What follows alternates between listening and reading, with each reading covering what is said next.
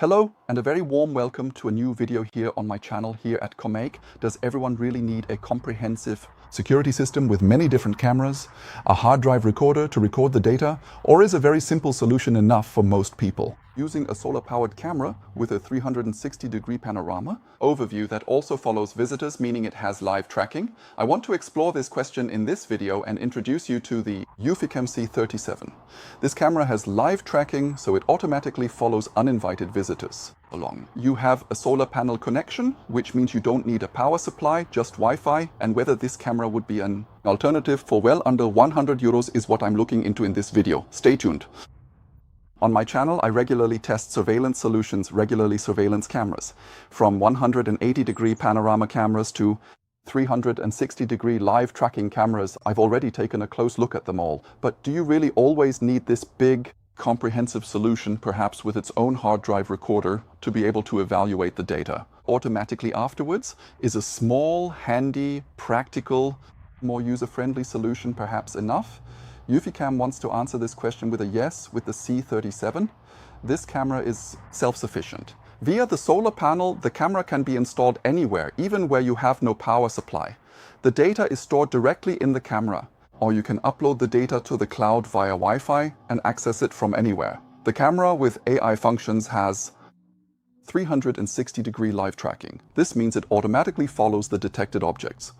Everything the big ones can do too. I'm going to try out this camera in detail. I'll set it up in the app, but first I'm going to show you what else comes with it besides the panel and the camera. The eufyCam C37 comes in a small handy package, straight to your home. The camera is absolutely manageable in size and can therefore also be placed in locations where there isn't much space. If you don't like the design, you can still beautify the area here in front around the lens a little bit more. With the included stickers, you can even turn the camera into a cat face or a penguin face. The PTZ unit swivels 360 degrees horizontally, or in the vertical. It also manages the full 90 degrees all the way down. That's a good sign already. What else does the camera offer? On the back you have a USB-C port to charge the camera, additionally with power at home via the mains, or to connect the solar module there later. In the camera, you also have the option of installing an SD card at the bottom of the PTZ module to store the data directly on the camera as well. It's attached using the supplied bracket. You can either screw this bracket to the ceiling and the camera attach it accordingly, or you can also screw the bracket to the wall and mount the camera at a completely different angle. Attaching it with this bracket is done simply by sliding it in and securing it. That's all there is to it. I have to say, I'm curious because just as quickly as I've attached it here, I could also take it with me again. Additionally, there's also a USB-A to USB-C cable to recharge the camera directly from the power grid. Basically, the power supply is provided by the included 3-watt solar panel. It's best to set up this panel where, throughout the day, the sun can shine on it to provide the camera with power. How long the power supply lasts when the weather isn't so good, I'll test that later in this video. With a length of 2 meters, the cable basically provides enough leeway so that you can set up the camera and solar panel accordingly so that monitoring is optimally guaranteed and, at the same time, the solar radiation works perfectly. Additionally, you'll need a good Wi-Fi signal at the installation site because you'll want to access the camera worldwide via your app. Speaking of the app, the eufyCam app, you install it on your phone beforehand because you first have to integrate the camera into the app. The links for iOS or Android, I'll put them in the description below the video. There you can download the right app for your software for your phone. After I've installed the app on my phone, I just need to create a customer account or log in to my existing account. Then I can use the Add Device function to pair the new C37 with my phone. You have two options for pairing. Either you navigate through the individual smart home products that eufyCam offers, or you simply use the camera function because there is a QR code printed right on the bottom of the camera that you just need to scan. After you scan the code, the camera will already be paired. Once you have finished scanning the QR code, simply follow the very well illustrated instructions provided. Then a software update follows, and within 5 minutes, the camera is ready for use and just needs to be mounted.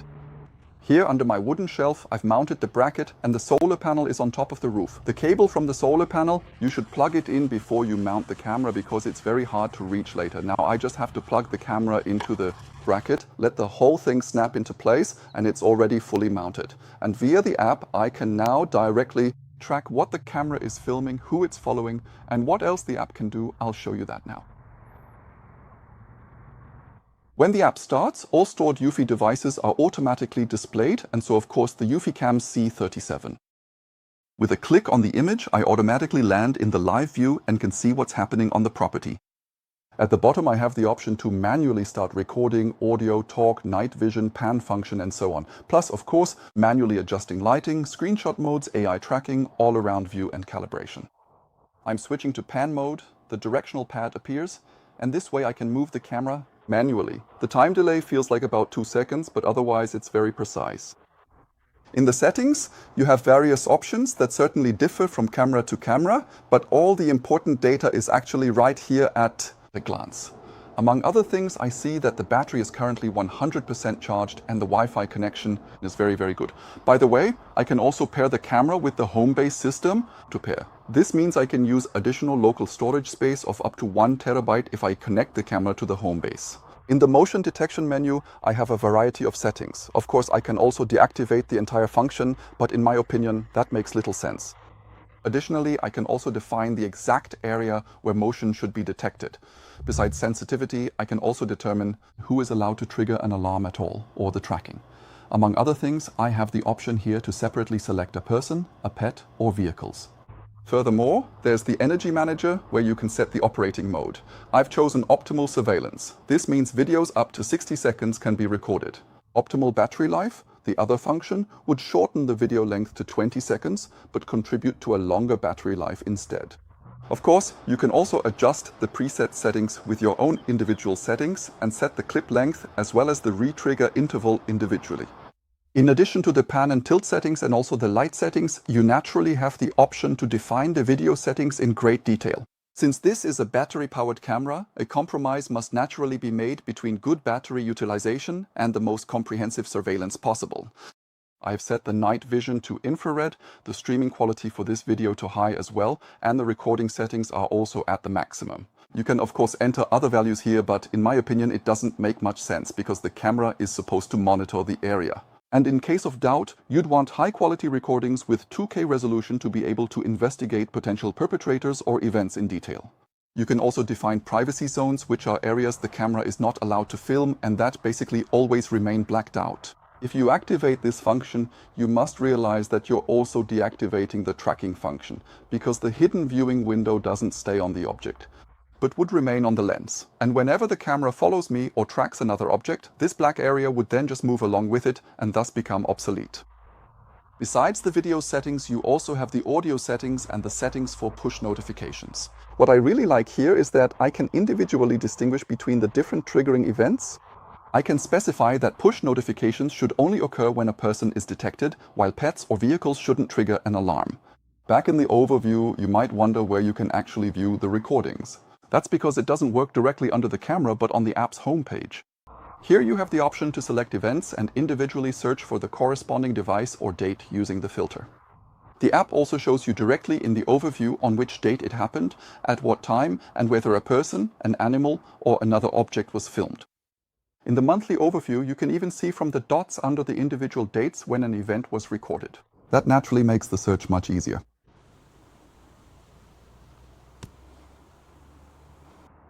The recordings themselves run very stably, with or without sound, just the way you want it. Of course, you also have the option to download each individual recording to your smartphone. Using the download button, the recording is decrypted on the device and then stored directly in your phone's memory, where you can then transfer the whole thing to another data carrier either via the sharing function or simply via the USB interface. Let's come to the conclusion of the eufyCam C37. This security camera, powered by solar energy, has a 2K resolution, color night vision, and intelligent live tracking functions. This means that the camera automatically follows my movements and of course the movements of animals and vehicles as well. In doing so, it absolutely convinced me. I was away for several weeks, could check how things looked at home at any time via smartphone, and that was absolutely sufficient. The camera has a small, simple design. The cable length for the solar panel is also sufficient, and if necessary, you can even extend it. This camera is actually ideal for garden owners, for homeowners who don't have their own power supply at the installation site and don't need continuous recording. Because that is the limitation that a solar camera brings with it. This camera simply cannot do 24/7 continuous recording. It's not a PoE camera, it's a solar camera. But the job, it does it really well. The image diagonal is sufficiently large and I could see what the camera was doing at any time via the app, and the motion tracking is also nice and smooth. It's not that jerky. I like that. What I also liked is the ability to access the recordings at any time via the app while individually filtering for people, for individuals, meaning animals or even vehicles. That definitely works. I would have also liked to get the whole thing running on a computer, as the screen is a bit larger so you can go into a bit more detail. But for the target group, the app is enough. Many of you just want to check the app to see what's happening at home or who just rang the doorbell, and want to communicate quickly and easily with the person on the other side using the microphone and speaker. Because I was actually a bit surprised by how simple the whole thing was. Just download the app, pair the camera with it, and then more or less just leave the default settings as they are.